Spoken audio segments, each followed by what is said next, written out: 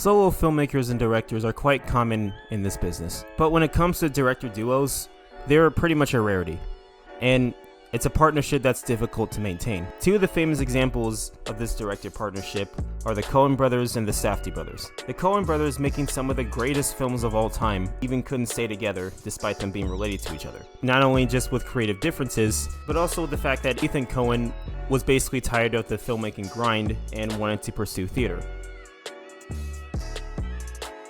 whereas Joel decided to keep making films. The Safdie brothers similarly left for the same reason. If you remember the scene from Good Time, there was a scene with Robert Pattinson and with the 16-year-old girl where they had an almost sex scene with each other.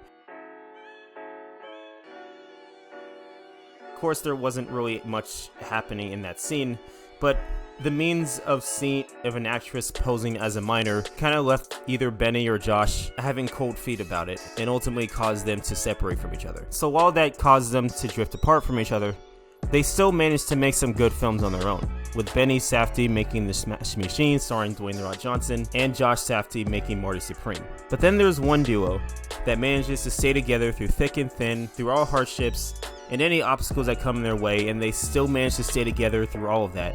And that duo isn't even related to each other. Of course, I'm talking about Phil Lord and Christopher Miller. While those other two duos that I mentioned earlier will usually have creative differences in terms of what they want in their movies, Phil Lord and Chris Miller were practically a hive mind when it came to directing.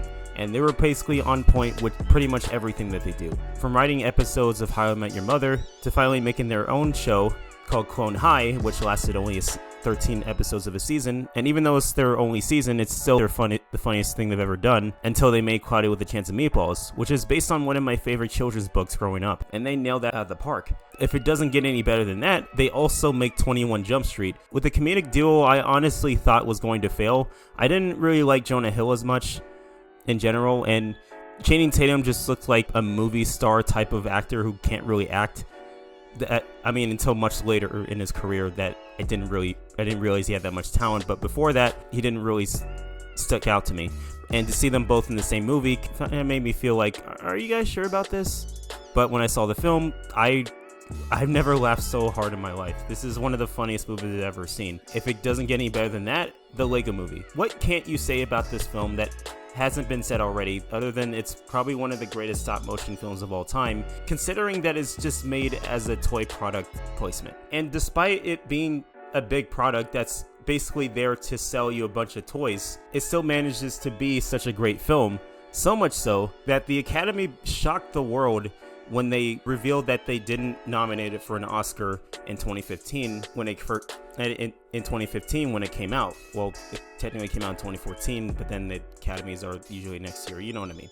My point is, it didn't get nominated for an Oscar, and it surprised everybody. And then they move on to 22 Jump Street, which is just as funny, if not funnier, than the first movies, considering the fact that it was just making fun of itself for existing as just being the same as the first movie. This self-awareness just is almost clever in terms of how they do it. It's pretty interesting.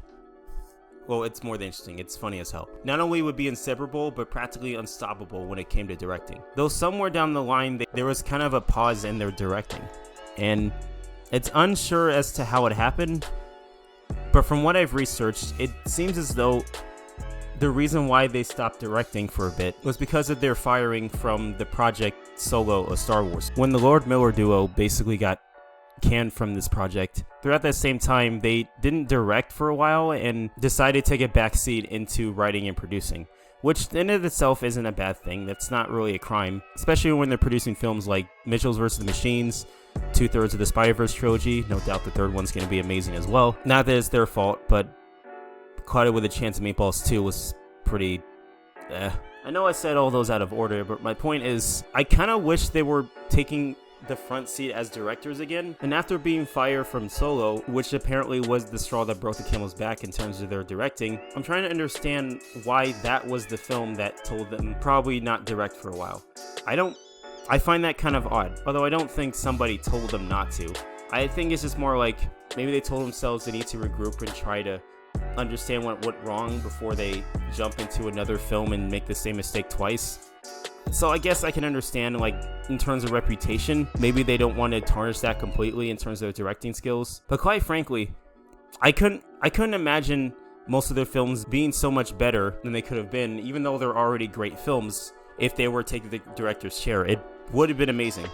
But the good news is they do have a film that they're actually taking the director's chair, which is Project Hail Mary, which is coming out this weekend. And I'm very excited to see that film. Even though it's not the usual comedic film that we're used to with the Lego Movie or like the Jump Street series, I still have a lot of faith in these guys because they're just great storytellers and great filmmakers. And I really want them to succeed in the best way.